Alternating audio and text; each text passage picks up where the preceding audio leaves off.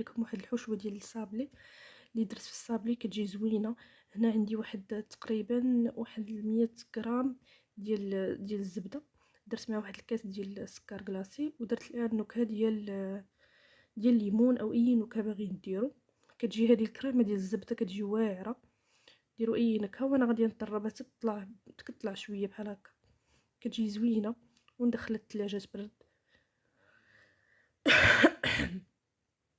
صراحه هذه الحشوه كتجي زوينه، وتقدروا ديروا فيها شي طريفات بحال هكا ديال الليمون. بما انني ندير النكهه ديال الليمون، ديروا فيها واحد الطريفات اللي يكونوا مقطعين رقاق ديال الليمون، ولا اي نكهه اللي غادي ديروا كتبقى على حسب الاختيار. هنا غادي ندير هاد الشوكولات في الشكل اللي غادي ندير مع الليمون. غادي ندير مع هاد الكريمه ديال الزبده ديال الليمون، غادي ندير مع هاد الشوكولات. كنشد الشوكولات كندوبو في حمام مريم، وكندير ليه هاد شويه ديال الجلجلان ولا بافو كحل بحال هكا، وكندير هذوك الحجر. ولا عندكم اللوزه، ديروا اللوز تقسموه على جوج.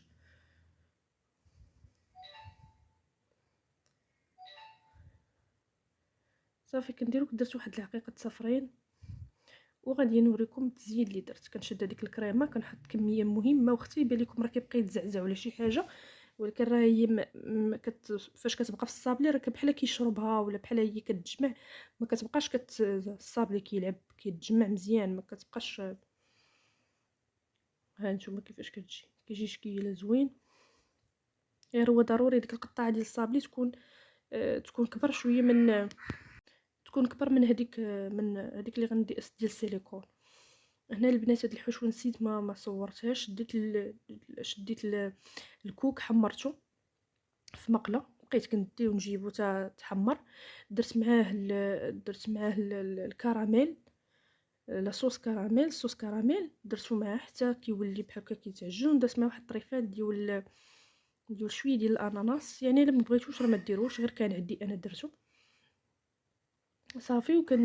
درت شويه ديال النكهه ديال الفاني صافي، وكنسرحها مزيان بحال هكا. الكراميل صوص كراميل ما تحبسوه حتى كتبان لكم صافي راه ولات كتجمع في يدكم بحال الكره، على ديك الساعه تحبسوا باش يتسرح لكم مزيان بحال هكا في البلاستيك. حتى هو كتسرحوه ما بين جوج بلاستيكات، وكنقطع في الشكل اللي انا باغا نزوق به. انا غادي نديرو في هذا الشكل ديال المربع. هذا الصابلي من بعد ما طاب